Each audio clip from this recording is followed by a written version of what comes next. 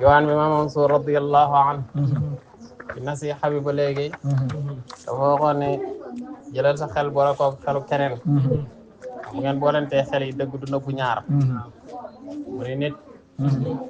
ku bëgg a gis sa kanam da ngay taxaw ci seetu bi boo bëggee gis sa ginnaaw nag da ngay jël beneen seetu teg ko ci ginnaaw ñaari seetu ngay boole wala ilmu xam-xam nag laa yusa illa ida umilat xam-xam pour mu yéwén foog ñu jëfandikoo ko foog ñu jëfee ko wal tafham dégg na nga dégg kalaamal abidi waxi jaam bi wala kalaamal ubaydi mooy waxi jaam si law kaana bil ilmi salaaxul fataa bu fekkoonte ne xam-xam yéwén ak cam da cee nekk la kaana iblisu nadira al junaydi kon iblis junaydi muy ñoom ñaar ay ndend la ñu doon ak darajatul uliya at taqwa wa taafuf an dunya daraja ji gën a kawe mooy ragal yàlla ak fegu ci àdduna bi kon nag fala fadla wala izza illa bihi teraanga ak ngëneel ci lool rek la nekk wa baadiru gaaw leen nag njëkkante ilaa ma yunilukum ci li leen di may radallahi wa xallu te ngeen daw bàyyi sabila naa'iqiina waxi coowkat yi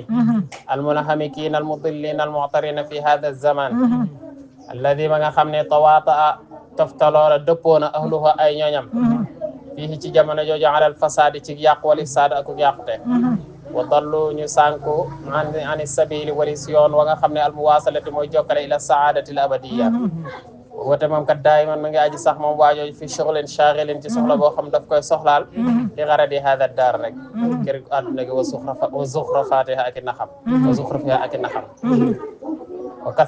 wa kasratu ak bëril maa loo xam ne yuzawiluuna da leen di jonjonteeg dañuy jonjonteeg wa kasratu maa yuzawiluuna bëri lu ñuy jonjwanteeg yuzawilu mooy yu maarisu rek min umurin ci ay mbir yoo xam ne at abathum sonal na leen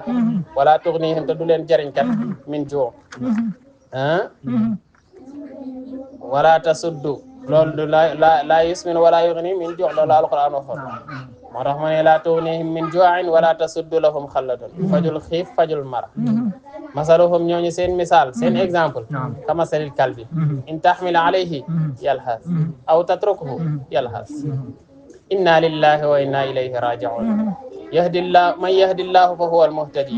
wa man yudlil fa ulaika hum alkhasirun qala ayda wala tufsidu fil ardi ba'da islahiha moo waxaat ba léegi ni inna allaha la yughayyiru ma bi qawmin hatta yughayyiru ma bi anfusihim nee na ay lu mu namm ci maanal aaya inna ni'amallahi xéewalu yàlla alal umami ci xeet yi wal afraadi manuuta lu ñu aj la ibtidaan